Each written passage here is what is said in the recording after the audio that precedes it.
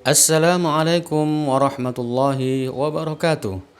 Hari ini kita belajar PAI Pendidikan Agama Islam pada pelajaran kelima, yaitu keteladanan Rasulullah Shallallahu Alaihi Wasallam. Kali ini kita akan belajar tentang kejujuran Rasulullah Shallallahu Alaihi Wasallam dan tentang kasih sayang Rasulullah Shallallahu Alaihi Wasallam. Pada bagian pertama kita akan belajar tentang kejujuran Rasulullah Shallallahu Alaihi Wasallam.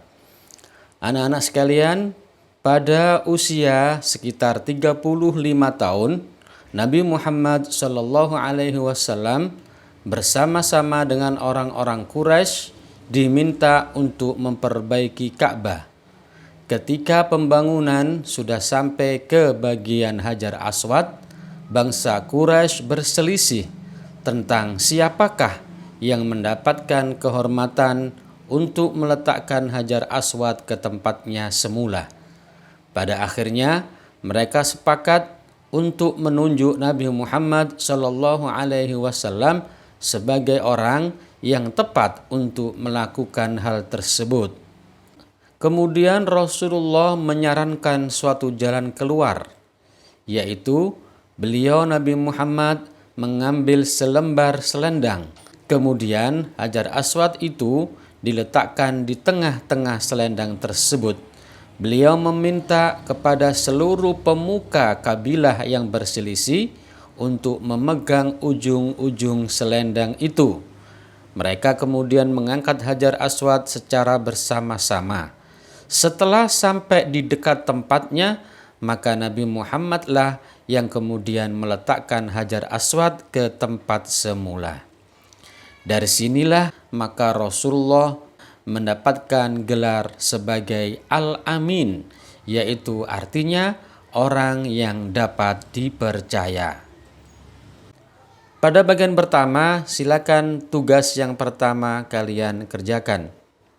Berikutnya kita akan belajar tentang kasih sayang Rasulullah Shallallahu Alaihi Wasallam. Anak-anak sekalian, Nabi Muhammad Shallallahu Alaihi Wasallam sangat menyayangi terhadap keluarganya. Cucunya yang bernama Hasan dan Husain, sebagaimana yang dikisahkan dalam hadis, beliau selalu mencium cucunya Hasan dan selalu diletakkan di dekat beliau. Banyak dikisahkan dalam riwayat hadis bahwa Rasulullah seringkali ketika sholat, ketika sujud, maka kedua cucunya itu, yaitu Hasan dan Husain, berada di punggung Rasulullah sehingga Rasulullah tidak bisa bangun dari sujud sampai lama sekali. Disitulah kasih sayang Rasulullah terhadap keluarganya. Lalu kemudian anak-anak, Rasulullah juga sangat sayang terhadap lingkungan. Rasulullah sangat peduli terhadap lingkungannya. Hal itu tercermin dari sikap beliau, yaitu yang pertama, Nabi Muhammad sangat hemat dalam menggunakan air ketika berwudu. Beliau menganjurkan agar tidak berlebihan dalam pemakaian air ketika berwudu.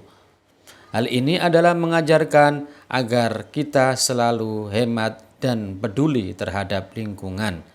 Karena itulah Nabi Muhammad Shallallahu Alaihi Wasallam dikatakan oleh Allah sebagai rahmatan lil alamin, yaitu sebagai pembawa kasih sayang bagi seluruh alam semesta.